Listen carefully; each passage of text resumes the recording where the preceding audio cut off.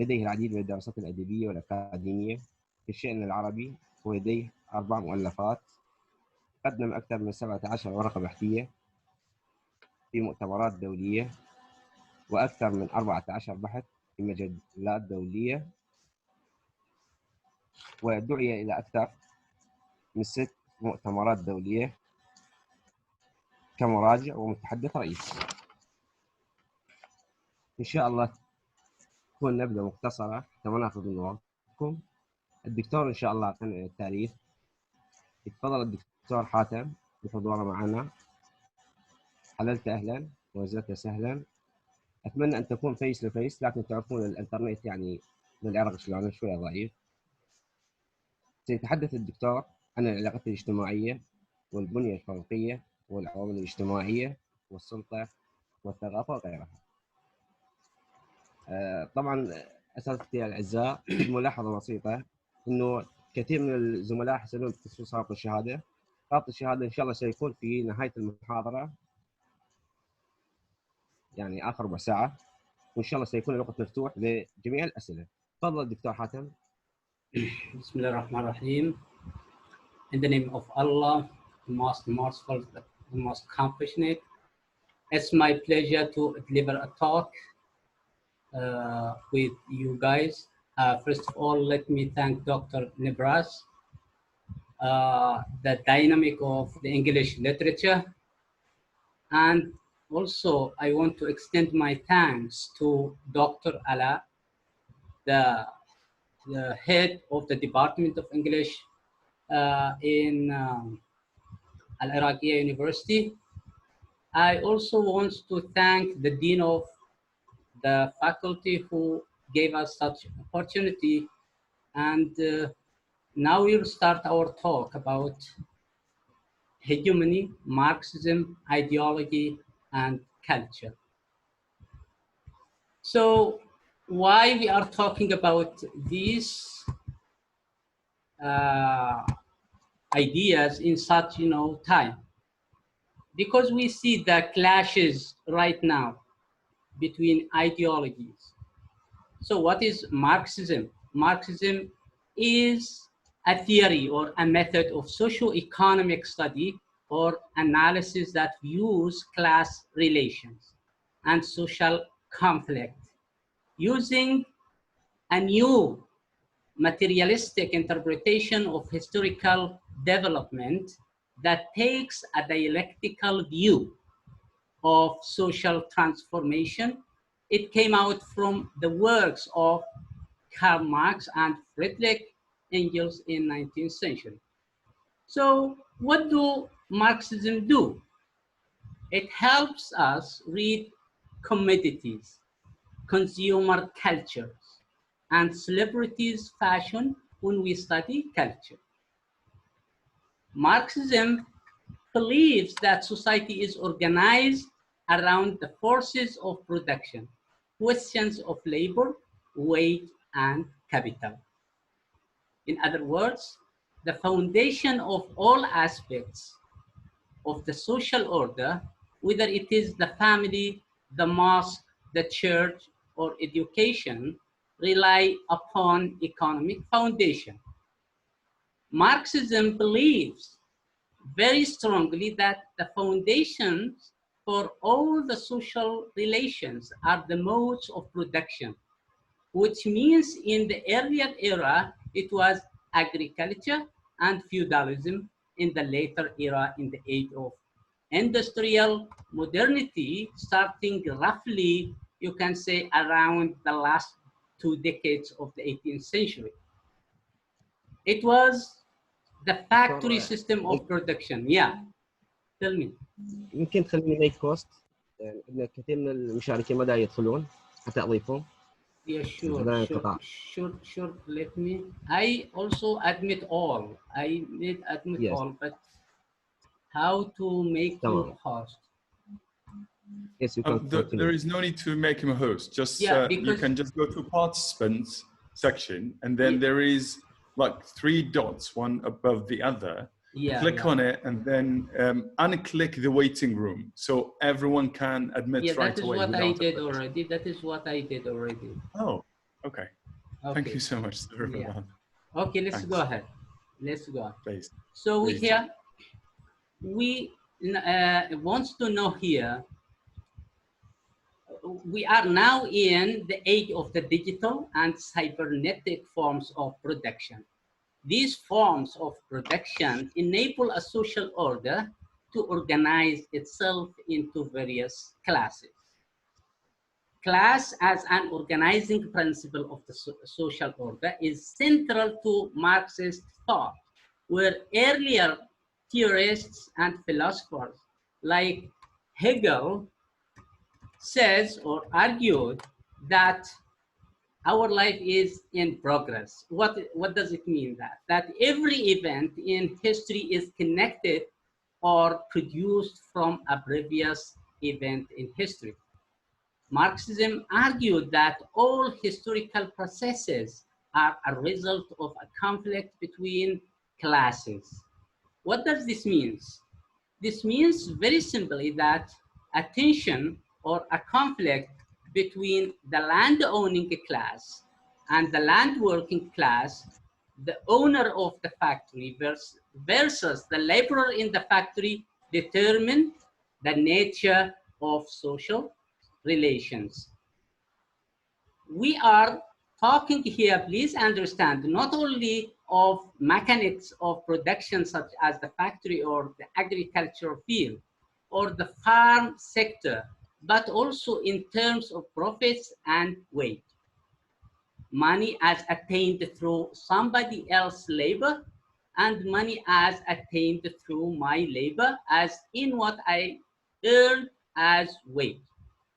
What Karl Marx and Friedrich Engels, the founders of Marxist theory, were arguing was all social relations depend on who owns the process of production, who gains the profits from the process of production, and who labors to make sure that the process of production goes on. Marx and Engels also argued that the people who do not own the system of production, who do not control the mechanics of production, work as labor in a factory or in a farm for a specific number of hours a day, for which they are paid a certain amount of wage. So this also means that it is the crucial part. The laborer has no greater investment in the process of production or in the product. He only delivers a certain amount of energy through his body or her body into the factory, and they are paid a compensatory wage. This is what Karl Marx famously called alienation. So what is alienation? It is when the laborer is distanced from the process of production. He is detached from the process of production. He is alienated from the process of production. And the product, what she manufactures. Marx argued that this was over a period of time detrimental to the nature of production itself, because the laborer has no interest, no expertise other than the small niche area in which he or she works. What are the implications of this problem of production and its processes? First is what we already mentioned, a conflict between classes, where the laborers begin to think, I work and I get a wage. But where are the profits from the things I make? The things of the profits of the things he makes go to the capitalist owner of the factory. It does not ever come to the laborer. So Marx argued that this becomes the centerpiece, the cornerstone of the entire social edifice, because all modes of production are finally forms of social relations. This step also comes from Marxism, but has been built upon and developed by later Marxist thinkers, whom you'll be reading like Louis Althusser and Raymond Williams. Marx distinguishes between the foundational aspects of society and built up cultural forms in that society. The foundational forms means the modes of description, the economics of it, and the products. He called it the base. So he categorized it into two things, base and superstructure. So what is base? It is the modes of description, the economics of it, and the products. The base is a set of economic relations, forms of production in any social order. This social order, however, does not consist of only the factors of production, the farmhouse or the factory. All social order includes something else. For example, it includes religion, it includes entertainment, culture practice like dance, music, and literature. It includes structures like the family, law, and order, etc. Marx called the superstructure an argument enabled by his philosophical position that everything proceeds from the economic base. Marx and later theorists like Louis Althusser and Raymond Williams argued that the superstructure is built upon an economic foundation. Yeah.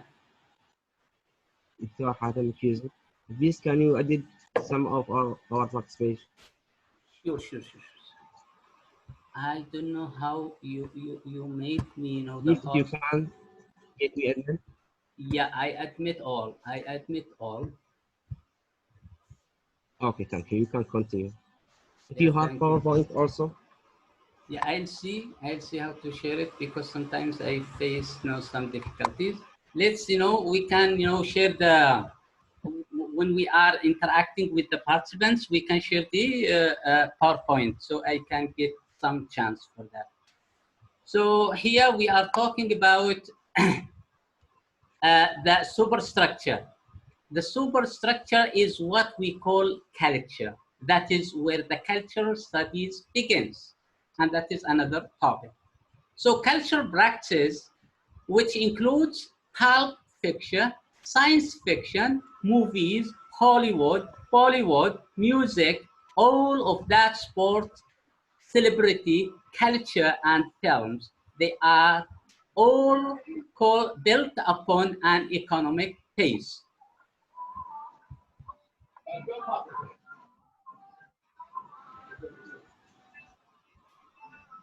There is mute off.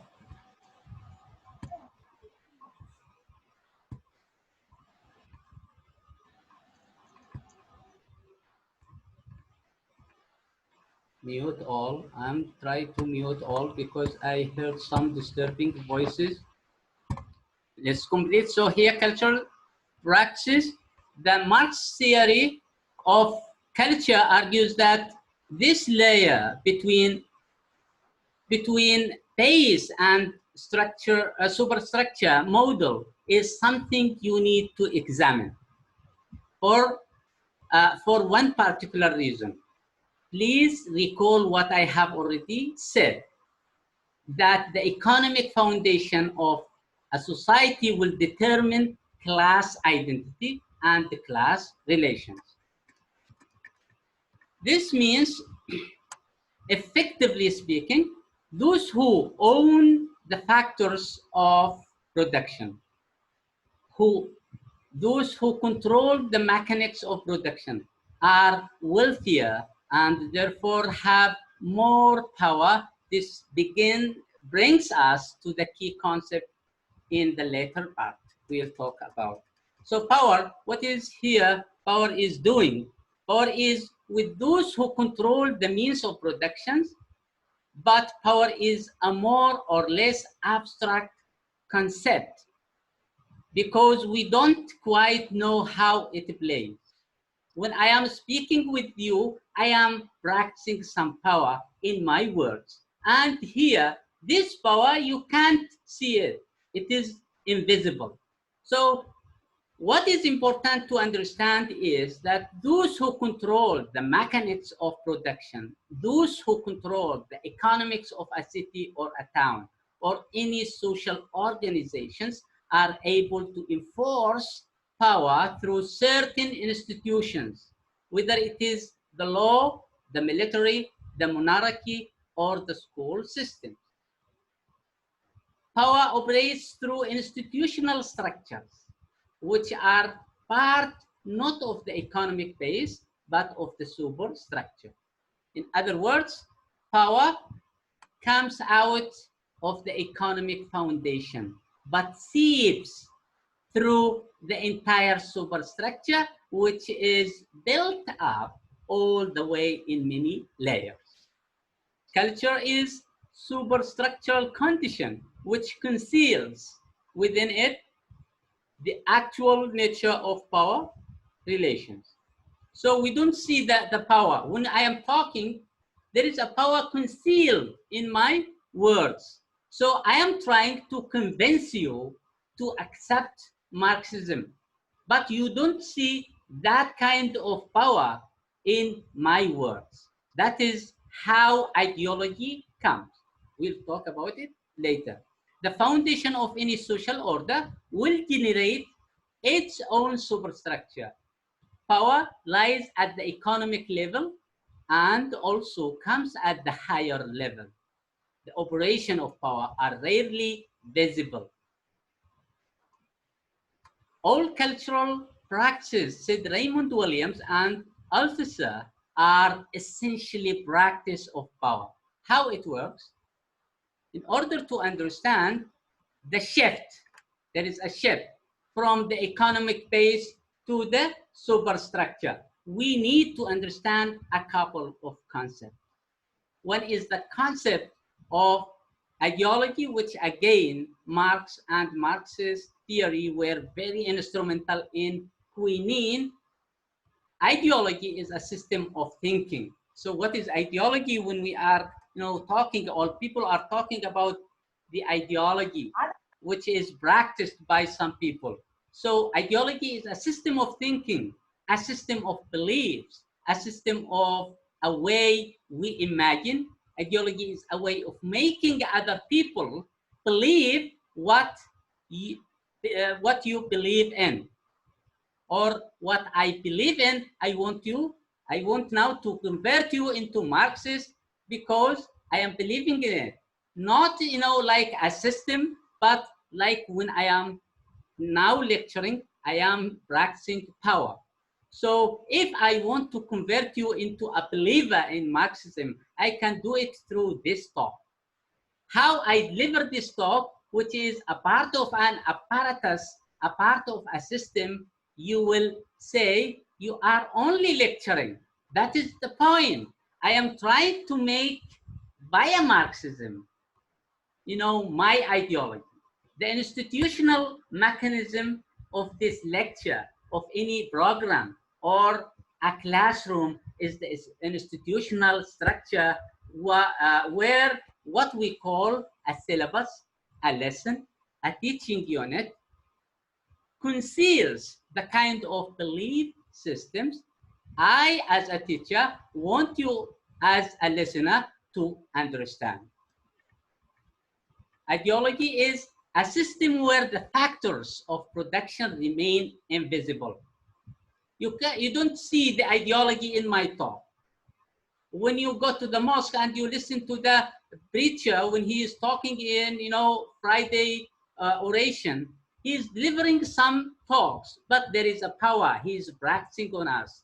When the president is talking, to his people, he is practicing power, but we don't see the power and the ideology that he is, flowing over us. So ideology is invisible. But where you, as a listener, agree with what I am saying. In other words, we are talking about the conversion of a group of people into our ways of thinking. So I want you, when you read something, to think as I am thinking. So here I am practicing power.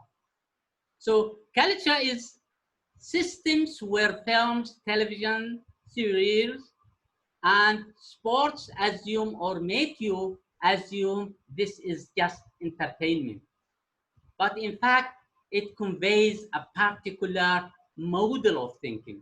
There are many messages coming through these films. There are many, images or representations, are coming through these, films, stories, series, anything shows on TV. But we don't, comprehend them. We don't see them. It needs us to just contemplate. For example, the representation of women, the stereotyping of women over a period of, say, 50 to 60 years in contemporary Hollywood.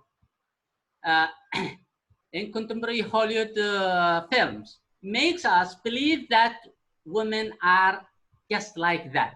When you think about any American woman, you think about her, she is not wearing a veil, she is, walking without, half naked. But when you are talking about like a woman, Arabic woman, how she is represented in our, TVs, we see that they are wearing veil. Directly an image comes to our mind, and we are imagining a black, veil or covering what? A woman. This is how it comes to our mind, and how it is, seeped to our mind. That is because of the power practiced over us or upon us by TVs. So, sorry, Dr. Hatem. Yeah. Terribly sorry for keeping interrupting you. Yeah. If you just untick the waiting room, so other participants can join without admitting, without even asking for permission. So you can just go to participants. I go to participants. There are three dots. Three dots. When you click on them, untick the waiting room. Where is that? And three dots. Participant. Participant. Dots. I press on it. And then there is a section where there are three dots, one above the other. Click on them, and then is untick in front of the waiting room. So there is no need for waiting. They can join right away. Because I have received many questions. There is no three dots here. What I see when I press on this participants, another image where this three comes from. Just next to raise hand. Next to raise hand. Invite, mute me, raise hand. There are three dots next to them. Yes. Yeah. So click on it and then untick the waiting room. Enable waiting. Untick. Okay. Now I think we can. Yes. Now everyone can join right away. There is no need to admit at the very true. Okay. Thank you so much. I'm terribly sorry for keeping interrupting you. It's okay. Thank you. And another thing, many students are asking whether you can present or show a PowerPoint if you have. Yeah. I'll show it, at the end, because I have some, problems with sharing. I'm trying from, before, but I'll try to do it after when we are doing this interacting, with them. Okay. I'm so sorry. Yes, that's fine. Thank you so much. I hope Please go on. I'm sorry again. Okay, you are welcome. Okay, guys, sorry for the inconvenience. Let's see how this ideology is coming. So when we are seeing, what I told you, that a woman is represented in TV and directly it comes to our mind. We just have that image, we are seeing them in front of us, but it is already, you know, imprinted in our minds. That comes from the reflection and the representation in cinema and television serials, which tells you this is, you say all these are saying this sort of representation. So why the Western, you know, writers are writing about veil and writing about marginalization of Arab women? Because it is, you know, represented in their TVs, but they don't see the reality. They never visited our, you know, lands to see women, because not all women are veiled or not all women are marginalized. There are some cases, you know, we can talk about them later. So the ideology of patriarchy, of unequal gender relations, is a structure of power. Men dominate women.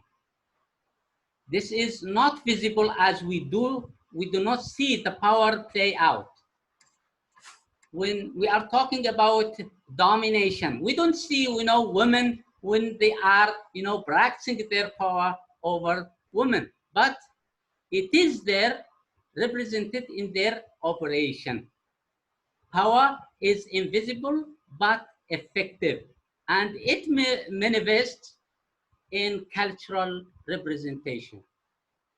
If we are studying culture, we are effectively studying the power that the male gender has over the female gender. This is not delivered directly, but it is delivered through symbols, representations, and cultural practices, which is why Marxism tells us, when you read this abstract thing, called it culture, you are actually reading power which you don't see, but power which looks like that is a popular film, that is a great book.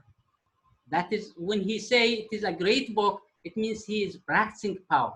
That is a wonderful novel. I am giving my opinion and conceal some power inside my opinion. This is a tragedy. So here it is imprinted in our mind that this is a tragedy, this is a wonderful book, this is a wonderful novel. That is because the opinion itself is also, there is a power. These cultural practices conceal power relations, and in the process of concealment, present to you an ideology. And ideology is something we unconsciously assimilate, imbibe. This is something we should keep it in mind. We imbibe it and we have converted it to a new way of thinking. Culture is therefore a system of representation where and through which a certain way of thinking are given as normal entertainment, as innocent playing of entertainment, but which actually conceals a system of social relations, a system of power, a system of domination and subordination. Culture is therefore not neutral culture. Culture is not innocent. Culture is never pure entertainment. This insight is what we need to keep in mind. The insight that all cultural practices encode a system of power relations which are presented to us as innocent routine, innocent jokes, recreational practices, but they are not innocent. They have, you know, their own purposes. The superstructure, which is culture, rests on an economic base, but that how it rests is never very clear. We don't know how this superstructure, you know, rests on the base, but because it is invisible, this power is invisible. The shift from base to superstructure is made possibly because of culture. This is something we need to keep in mind, how the base gets into the superstructure. Around the 1920s, a group of sociologists and social theorists like Theodor Adorno and Walter Benjamin, Marx, Horkheimer, came together to form a new school of sociology. They called it Frankfurt School. This school wrote across disciplines, mass media, cultural studies, theories of power, but for one particular essay that we all read in our cultural studies classrooms, and that is the cultural industry. Some people think, might think that we are talking about cultural industry, so we are talking about industry. No. But no, because you always think of industry as connected with factories and culture as related to other things like entertainment and education, films or whatever. The important thing in this essay is that it shows us how the culture works like industry and how this relies upon a certain ideological condition. Let me explain. Frankfurt School has told us the general publics are consumers of any fashion, trend, music, film, sports, celebrity, whatever. This mass group of people are unthinking and passive consumers. And for any cultural practice to make a profit, you have to make sure it is marketed to these masses who will consume it unthinkingly. When they are consuming it, they don't think about it. When you are watching the film, you are not thinking about the power. You are only consuming, imbibing that kind of culture. In other words, what we are looking at is that culture works as a system of profits for the capitalist and as entertainment for the masses. If you bring them together, you will get the cultural industry. The cultural industry is where several ideologies, political positions are circulated, spread out, disseminated among people because they don't think. The biggest contribution the Frankfurt School makes is to say that the audience is a passive inner consumer. The audience doesn't ask why this is like this. Why are you representing it like this? They consume, they imbibe, they assimilate without worrying about the politics of it. Please, we here should understand that this is not because they are stupid. In fact, the audience is not stupid, but the point that the Frankfurt, School cautious us about is ideology is so powerful in the way it operates, in the way it presents its case. We cannot see the shift and the audience doesn't detect the problems. So we look at, like Kingfisher or any, any bottle of water, you will see the image of woman in it. So there is no connection between the bottle and the woman, right?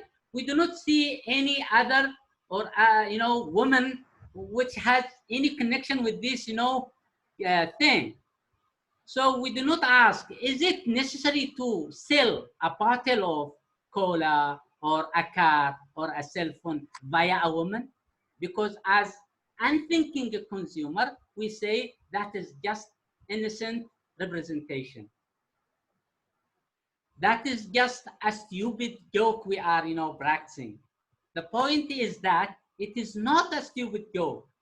The point is that this is so-called this so-called stupid joke is only the concealing layer under which the unequal nature of gender relations exists. That men look at women as commodities. The marketing people draw or paint them as commodities, and the trades people sell them as commodities. So the layering from economic conditions appear here. The woman who is sold as commodity is first sold as a representation, as an image, as a symbol, as a fashion, whatever. So the Frankfurt School, extending into structural Marxism of Althusser and Raymond Williams, we assume the superstructure is devoid of all of this. And the masses say that is great fun. What we say that is great fun, we automatically, when we say it is like great fun, we automatically assume it is non-political. That is apolitical, they call it. The message that is sent through, that has been the film or whatever is pitched at a level where we do not think of it as a political. Now, the important point here to notice is that political power never manifests as political power. It manifests as something innocent, like a cultural process. So it is about, are you with me? Hello? Yes, yes. Yeah, are you listening? Yes, we hear you. Yeah, Please thank you. go on. Because the time, okay. So we don't see, when the president is talking to us, we don't see, we don't analyze his talk as a political message, or some power is practicing over us. We can't see that power. We are told, look, this is dangerous. It is dangerous because the consumer is converted into an unthinking mass, imbibing these ones, and that is how politics spreads. I have convinced you about this lesson in Marxism, and you all become Marxists. What does that mean? It means very simply that what I have been saying has convinced, ideologically, has convinced you to imagine differently. Are you thinking about what I have said? Do you have problems with what I have said? Do you dispute what I have said? Does the institution allow this? Does the classroom allow this? In most classes, teachers, in most classes, teachers say, don't ask. Don't ask me any questions. The minute the teacher says that, what is the teacher is doing? In fact, the teacher is saying, I say out of my knowledge and you listen. This process of controlling or of dominating is a system of thinking via ideology. It's called hegemony. Now we come to the term called hegemony. What is hegemony? Hegemony in simple word is dominance. In one single word, it is dominance. Now, it is not necessary that dominance has to be achieved by beating people, by arresting people. And this is the crucial part we gain from a Marxist called Antonio Gramsci. What Gramsci says, that there are some group of people who try to convince you that your interests are best served by them. So here they have another ideology to convince you. So as dominance and subordination, power and powerlessness are not necessarily achieved through beating up. It is also achieved very Secondly, through ideological superstructure. Althusser would speak about ideological state apparatus like family, the mosque, the church, the market, media. These are the ways how they are, convincing us to accept their ideology. What these apparatuses do is to impose the opinion of one class of people upon the other. To go back to the example given before about the teacher and his listeners, if you are not convinced with what I have said, you can say, I don't understand that. In this way, you are giving the opportunity to do so in a classroom. Does the teacher say, I welcome contradictory opinions? He never, say that. In fact, teachers do not say that. Why? The moment the student say that, the teacher dominate the position is disturbed. The position of a teacher is disturbed here when the student, says, I have a contradictory opinion. So the teacher does not welcome contradictions, simply because the teacher's dominance requires passive acceptance of the system of relations. Look at what they have, come back to. We have come back to, they are again talking about social relations. The teachers are dominant and the student is dominated or subordinated.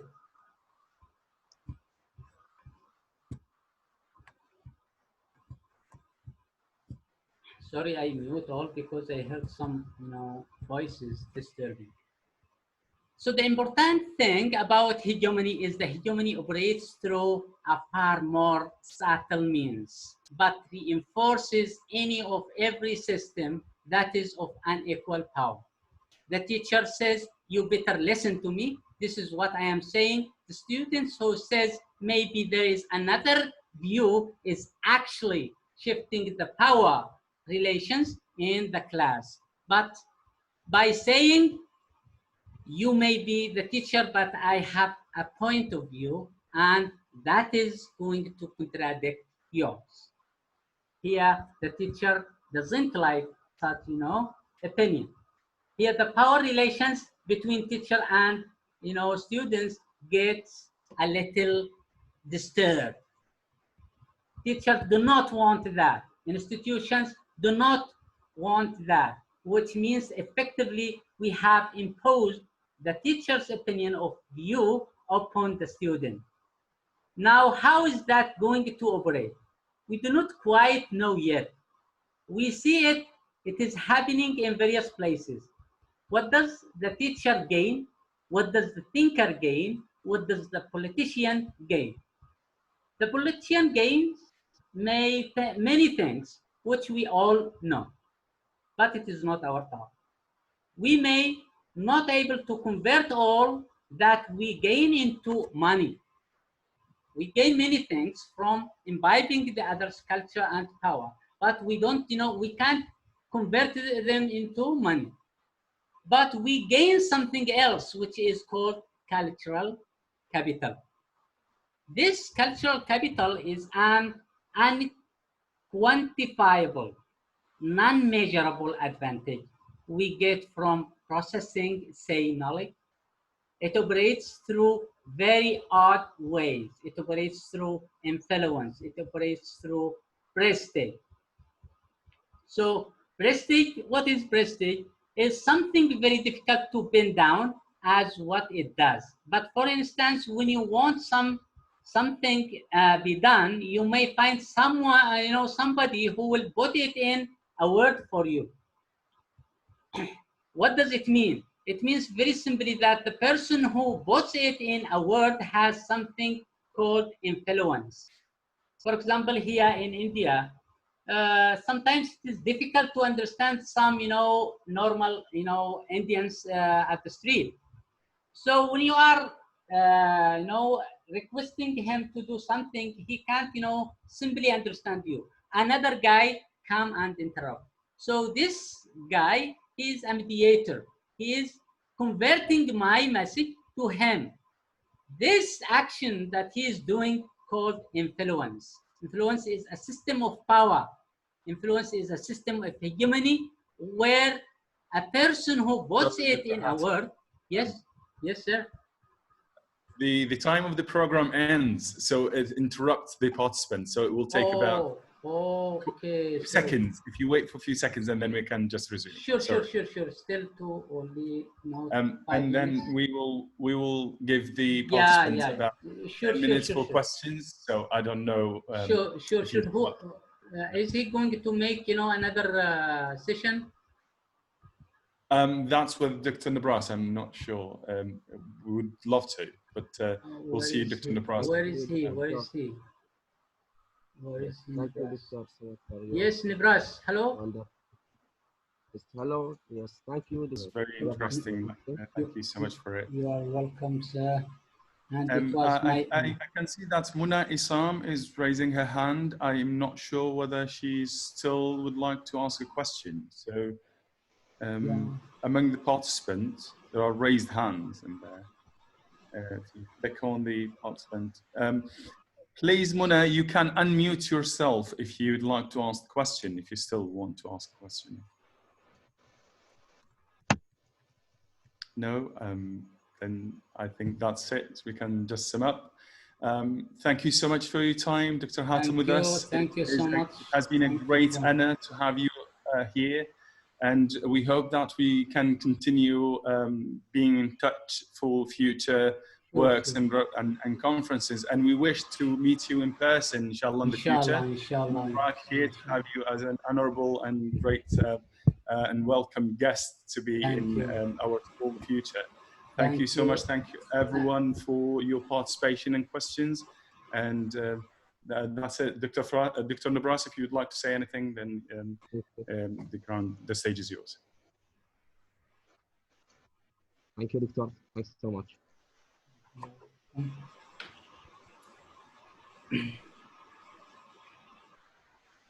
دكتور علاء نفسي عفوا